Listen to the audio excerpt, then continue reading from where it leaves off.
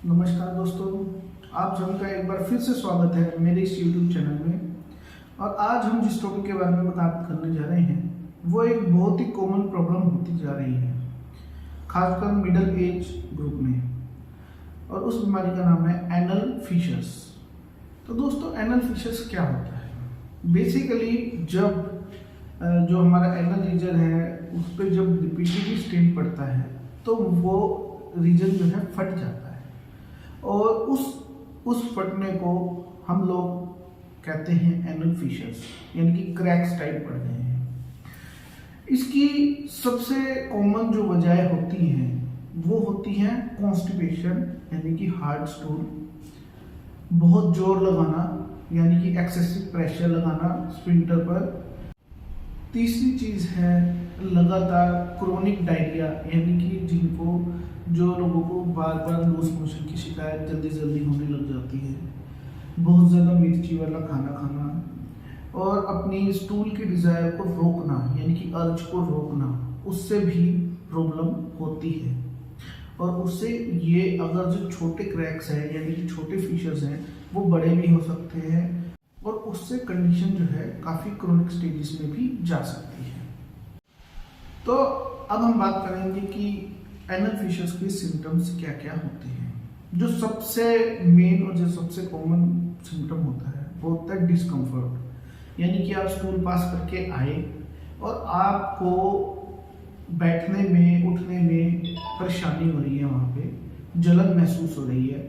और ये जलन और ये डिस्कम्फर्ट जो है अगर जो काफ़ी देर तक स्टूल पास करने के बाद तक भी हो रही है तो यानी कि हो सकता है आपको एनल फिशर्स हो। और भी कारण होते हैं जिसकी वजह से डिस्कम्फर्ट होता है, जैसे कि पाइल्स।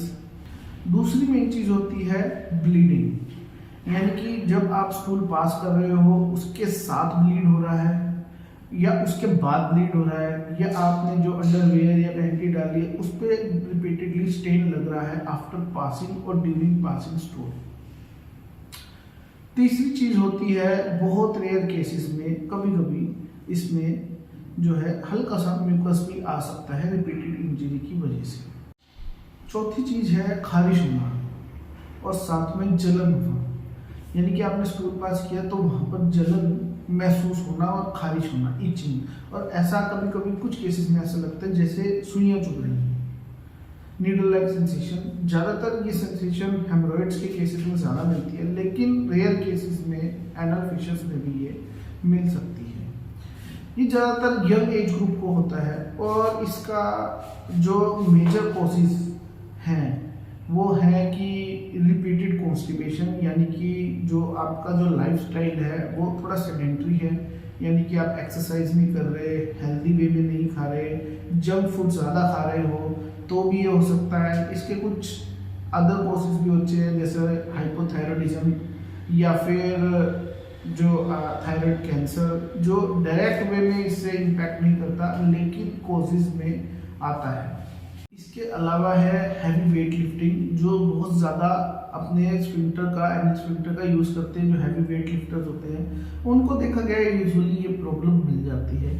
ओबेसिटी भी एक कारण है इसका, और चाइल्ड बर्थ और प्रेगनेंसी में ये बहुत कॉमनली मिलते हैं। इसके अलावा एड्स में भी ये कहीं ना कहीं मिल सकते हैं, कोई डायरेक्ट रिलेशन नहीं है लेकिन हाँ मिलने के चांसेस होते हैं। और एक बहुत मेजर कॉज है आईबीएस, इरिटेबल बोवल सिंड्रोम, या फिर इन्फ्लेमेटरी बोवल डिसीज, जैसे कि क्रोन्स या अल्सरेटिव कोलाइटिस। उसकी वजह से भी रिपीटेड स्टूल या जलन वाले स्टूल की वजह से भी ये मिल सकते हैं। इसका एक और कारण होता है, वो होता है कि अगर जो आप एनल सेक्स करते हैं उसमें भी ये हो सकता है रिपीटेड इंजरी की वजह से ये एक मेजर प्रॉब्लम क्रिएट हो जाती है। तो ये बात हो गई कि हमने बहुत ब्रीफली इसके जो है कॉजेस के बारे में बात की है। अब हम बात करेंगे कि भाई कि अब हम अगर ये हो गए हैं तो हम कैसे इससे प्रिवेंशन पा सकते हैं, मतलब कैसे इससे बच सकते हैं, और ये ना हो फर्दर कैसे इसकी रोकथाम की जा सकती है। तो हम पहले बात करते हैं कि ये हो ही ना आपको इस बारे में, इससे रिलेटेड तो उसका तरीका है कि आप सबसे पहले तो जंक फूड बहुत लिमिट में खाएं। हालांकि बहुत मुश्किल हो गया आज के टाइम में ये कहना, लेकिन अवॉइड कीजिए जंक फूड।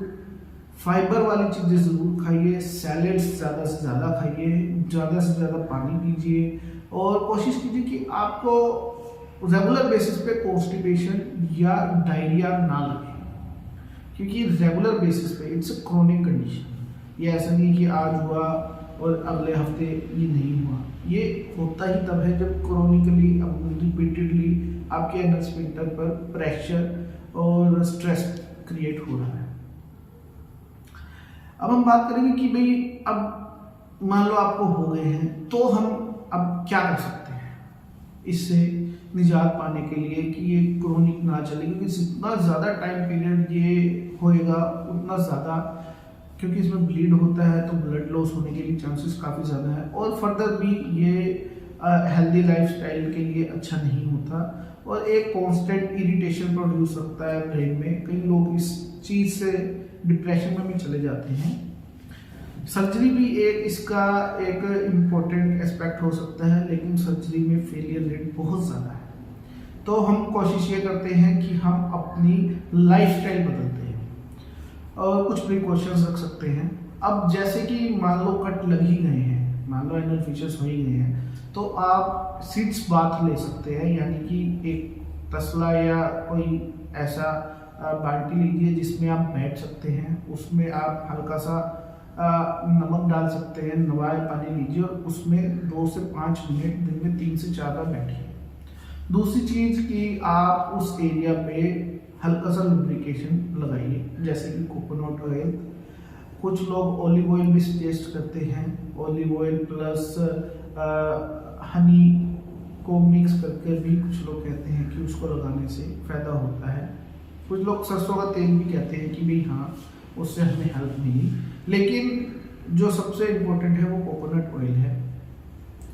इसके अलावा कि कॉन्स्टिपेशन ना ही हो तो बेटर है, तो वही जो मैंने आपको पहले बताया, एक्सेसिव की थोड़ी बहुत एक्सरसाइज कीजिए, हैवी लिफ्टिंग ना कीजिए, कोशिश कीजिए फाइबर वाली चीज़ें, सैलेड ज़्यादा से ज़्यादा खाइए, जंक फूड अवॉइड कीजिए और मिनिमल थोड़ी सी एक्सरसाइज कीजिए। और कोशिश ये कीजिए कि आप जो है अगर जो स्टूल की अर्ज हो रही है तो उसे रोकिए ना, इमीडिएटली जाइए और ये अगर जो हो चुके हैं और ब्लीड हो रहा है तो उस पर आप जो है प्रेशर वाले पानी से साफ ना कीजिए, एक वाइप लीजिए, अपने पास वाइप्स रखिए और उसे आराम आराम से, ताकि वो और फर्दर आपको पेन ना प्रोड्यूस करे। इसके अलावा कुछ लोग स्टूल सॉफ्टनर्स भी लेते हैं, लेकिन मेरे हिसाब से लॉन्ग टर्म में वो बिल्कुल बेनिफिशियल नहीं है। उसकी बजाय आप इसबगोल ले सकते हैं, इसबगोल आप डेली रात को ले सकते हैं, उससे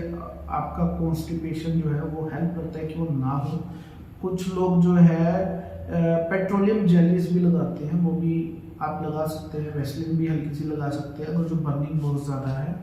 और अगर जो आपको स्टूल पास करने के बाद बैठने में दिक्कत हो रही है तो आप एक गद्दी लेके जा सकते हैं, उस पर बैठिए ट्रैवलिंग के टाइम अदरवाइज, ताकि वो पेन आपको महसूस ना हो।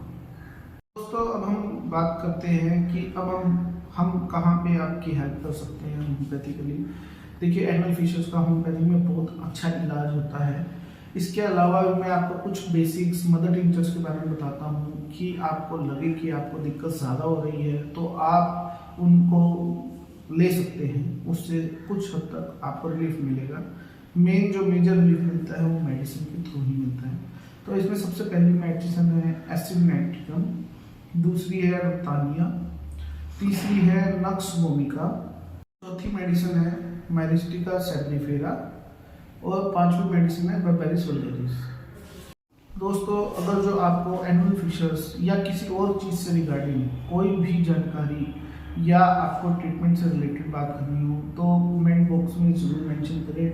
डिस्क्रिप्शन में हमारा फ़ोन नंबर भी अवेलेबल है, आप वहाँ पर भी हमें कॉन्टैक्ट कर सकते हैं, मेल आईडी के थ्रू कॉन्टैक्ट कर सकते हैं। और आप कोशिश कीजिए कि हमारी इस वीडियो को लाइक कर सकें, शेयर कर सकें, सब्सक्राइब कर सकें, क्योंकि आपको तो सिर्फ एक क्लिक करना है और हमें इससे बहुत हेल्प